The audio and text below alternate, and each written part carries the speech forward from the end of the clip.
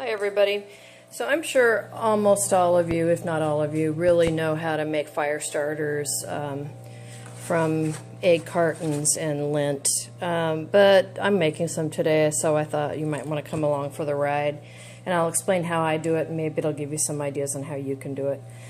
First of all, I put a mason jar on top of the dryer, and every time we clean out the trap, we put the lint in it. When we get enough of it, we move it to this container that I keep in another room, and wait till I'm either out of fire starters or I feel like it or whatever, right? So anyway, you get the idea. And then I save up egg cartons. I do have chickens, but after a while reusing the egg cartons, they get damaged. Or I get these big gigantic ones from friends, and they don't work really well for my egg needs because they don't fit in their fridges very well. So I put them aside and use those for fire starters. And then of course I have my pot that I keep full of wax at all times. I buy $5 bags of candles from Goodwill. Well, they could be $5, they could be more or less. They seem to average about $5, and they're almost always partially burned candles or brand new candles that people don't want. So I just dump them in this pot, and then when I'm ready to make my fire starters, I just melt this whole pot down and use it as my base. So I don't like to put wax just on my stovetop. Nobody really should do that. It will burn. Technically it's flammable as well, so you probably don't want to just, put it on your stovetop and light it up on fire. So I do a bain-marie, which is just a fancy name for melting something in a water bath.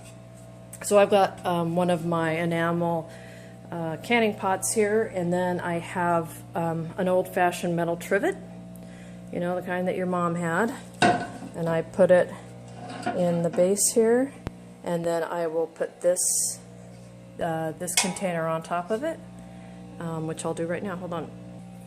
So now I've got the wax pan in my canning pan. I'm just going to put a lid on top of my wax and go ahead and start it and put it on medium. I'm going to be here while this is coming to a boil, so important you have stuff on the stove, don't leave it alone, blah blah blah. So I also pulled out one of the bags that I got from a good place. It was $3.99, and it had a bag of these tapers and various candles inside of another bag. So you can see for the dollar amount you get quite a bit of wax. And I have a bunch set aside in case the power went out to have candles for burning, but these are just extras and I use them for making fire starters. So we'll wait for a pot to boil, and I'm not going to watch it because you know what they say about that, and then we'll put some fire starters together. Oh, and there's baby Sarah having a little baby Sarah snack. Sarah! Sarah, Sarah, Sarah! There she is. She's getting so big. She's 50 pounds now. She still hates the camera. Alright, stay tuned. So it's been about 5 minutes and starting to melt on the outside, and the water is just at the tiniest amount of a simmer. There's a little too much water in here, so I'm getting some floating, but I don't mind that. It means the water's coming higher up the side. So anyway, stay tuned. Alright, so a lot of the wax is now melted, enough that we can get started here.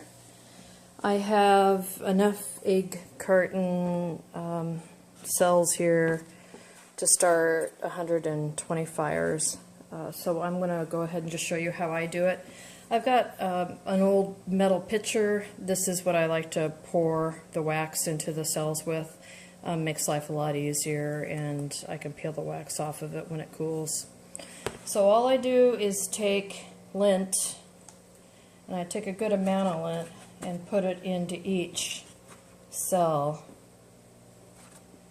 Not rocket science. You can see how deep I'm going. Pretty much past this area right here, just past that. And then when I'm ready to use them, I'll just tear the piece off and then throw it in the fireplace. But I'll show you how we get it done here.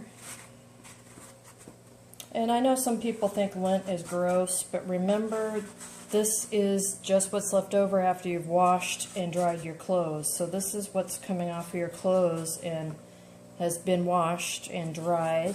So if there's anything gross in here, you're wearing it on your clothes anyway.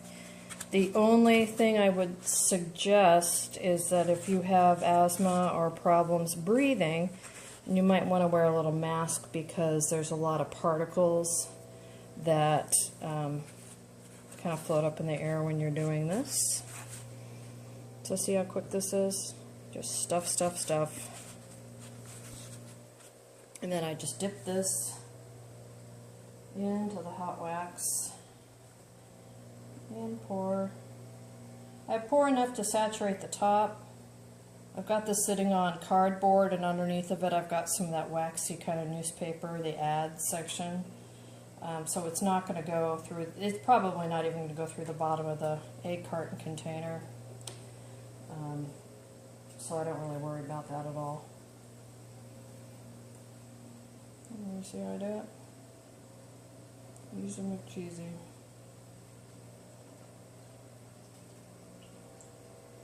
And the last one here, go around one more time for fun.